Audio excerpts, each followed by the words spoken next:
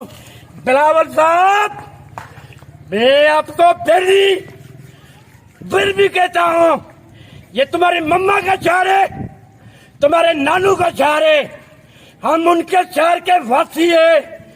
ऐसे करने हम भी नहीं देंगे।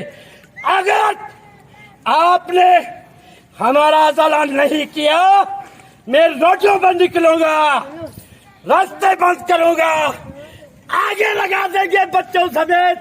ये कोई तरीका हुआ क्या? इतनी ज्यादती हम बर्दाश्त नहीं कर सकते। मेरे बैतुल माल की क्या कंडीशन है, मेरे पसगर्दाई की क्या कंडीशन है, साइड में मेरी कच्ची आबादी की क्या पोजीशन है। हम मर गए हैं। ये जो कुछ कर रहे हैं, ये आग उगल रहे हैं, ये आग लगी हुई है। इतना हक हम रखते हैं।